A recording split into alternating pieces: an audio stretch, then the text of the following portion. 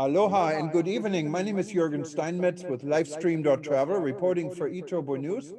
And from Hawaii, we're going to the Seychelles. We wanted to welcome Alain St. Ange. He was the former Minister of Tourism in the Seychelles, recently run for president in the country. And I always say the Seychelles could be our sister island on the other part of the world in the Indian Ocean. Welcome, Alain, and it's good to see you again. Thank you very much. Thank you for having me on the program.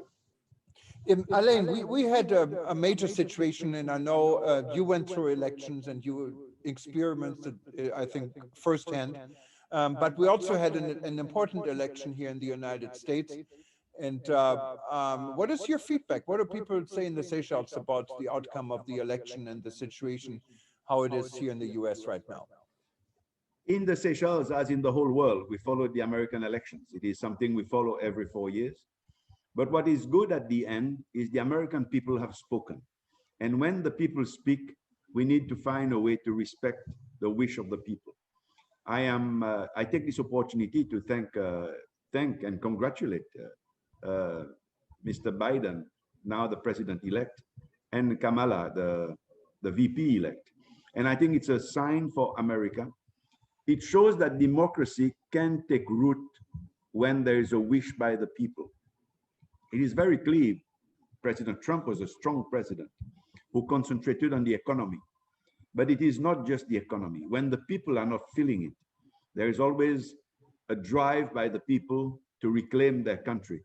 And this is what has happened in the American elections. It is sad that the biggest democracy of the world is still not put an end when the people have spoken. And I wish that common sense will prevail soon, and we will see America reclaiming its position in the world at large.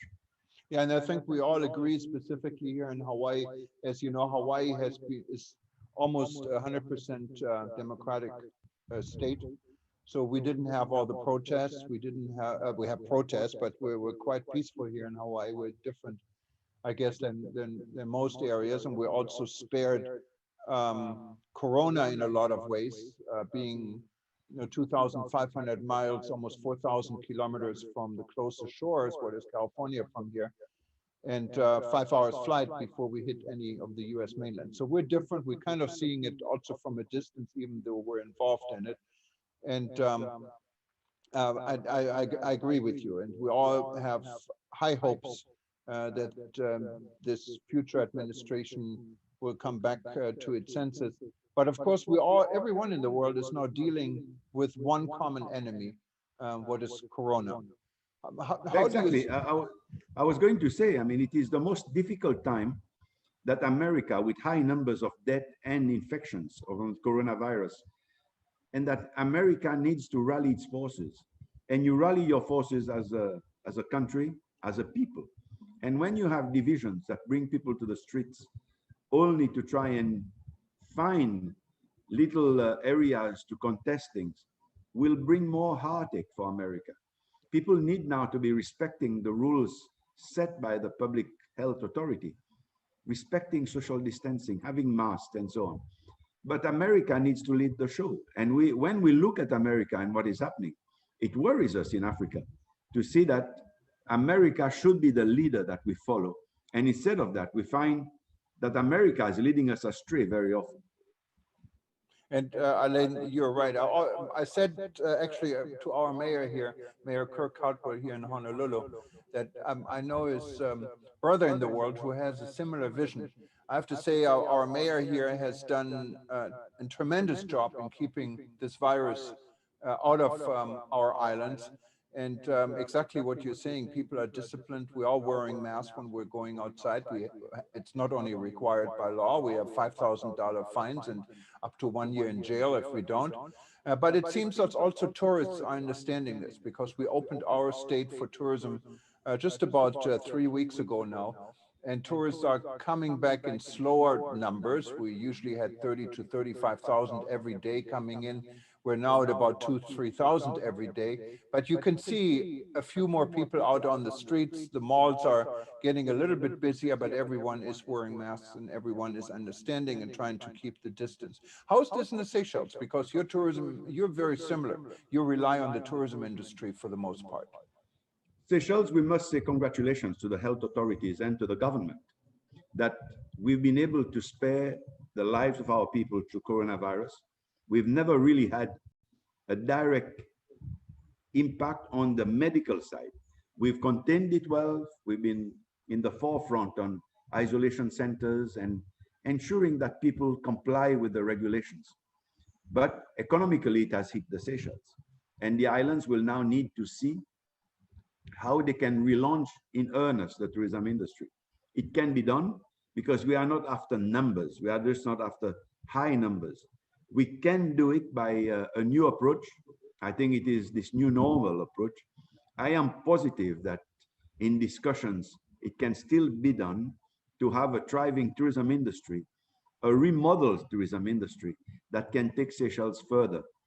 Because without tourism, Seychelles, the economy is in dire straits, and we need tourism to come back soon to re-give employment to people and to put money in the state coffers and in the different areas of the financial world of Seychelles so that people can start earning a living again.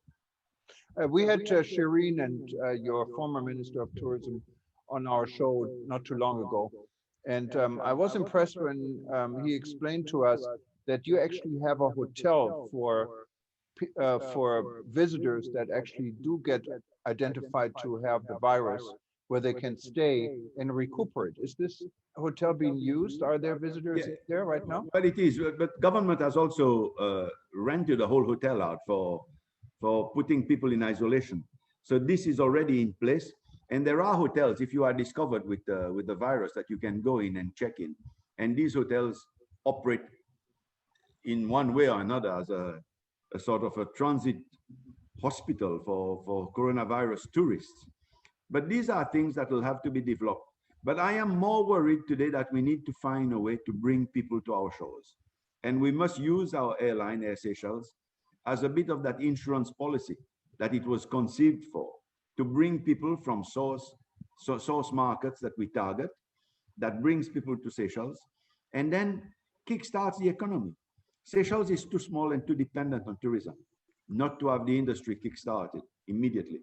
It can be done, and I am sure with discussions among the people of Seychelles and the industry itself, those in the forefront of the industry, that it can still be done and be successful in the coming months.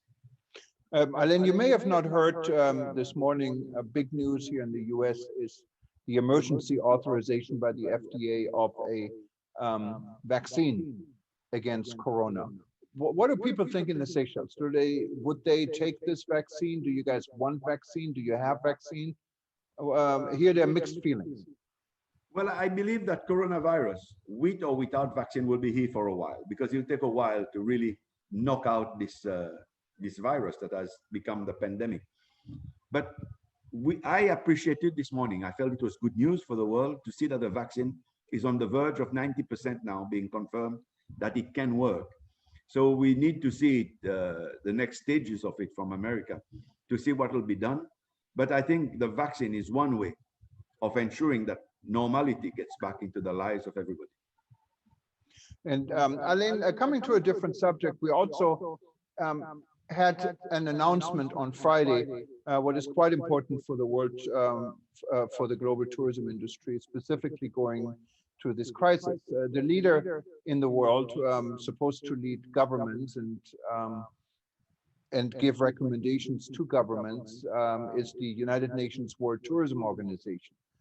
Currently, this organization is under the leadership of Zurab Polikashvili, a gentleman from Georgia, and there has been a lot of criticism over the years. I know you're intimately involved in it because you run to become the Secretary General.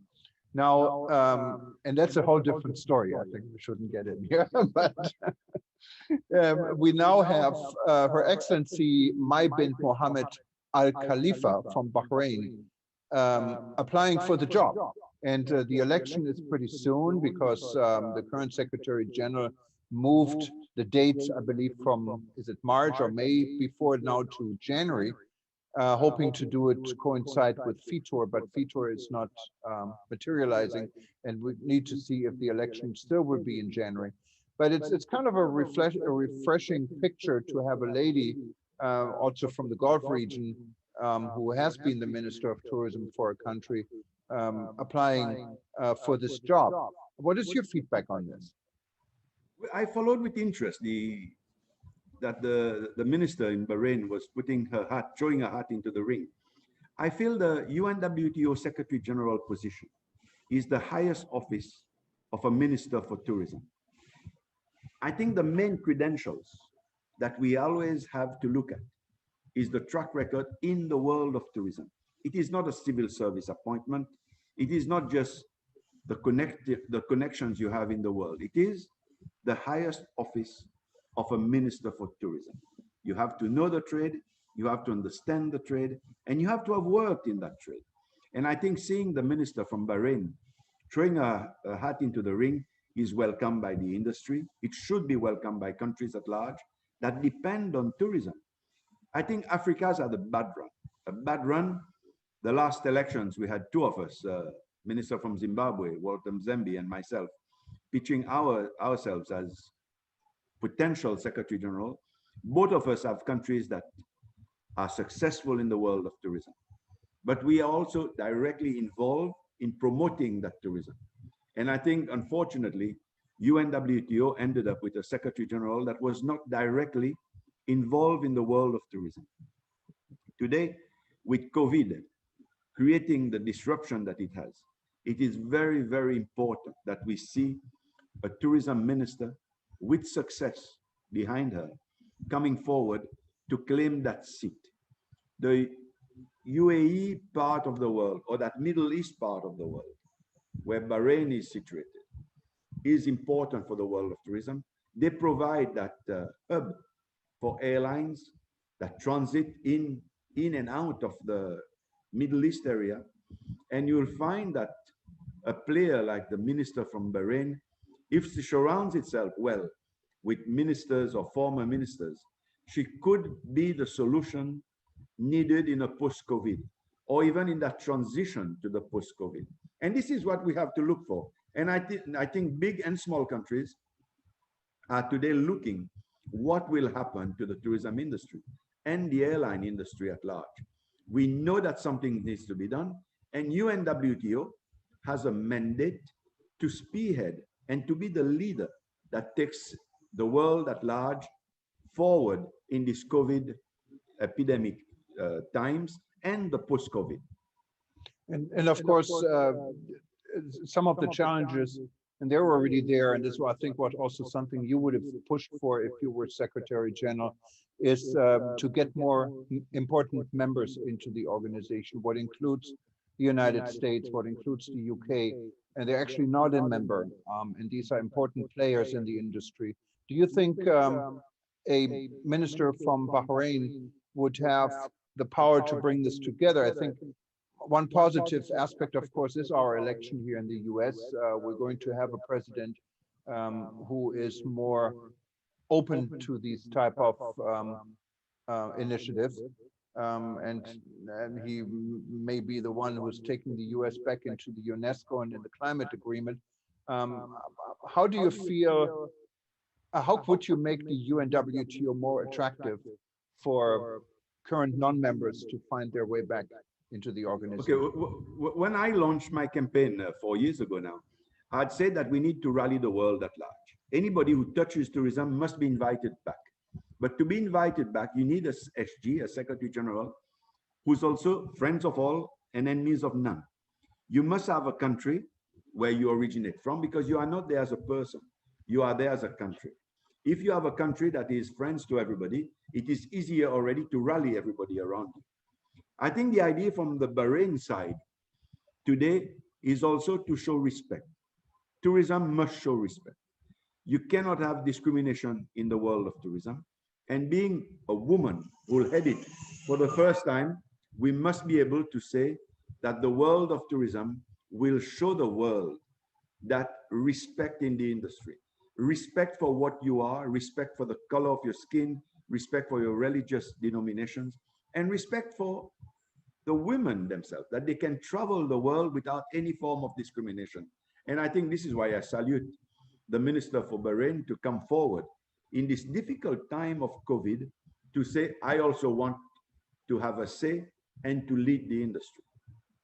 Alain, very insightful. Thank you so much for being on our show here, and I'm sure we're going to see you again very soon. I wish you all the best. Stay healthy, enjoy the Seychelles, and hopefully we can see you someplace in person again sometime. Thank you very much. I look forward to that, Jürgen.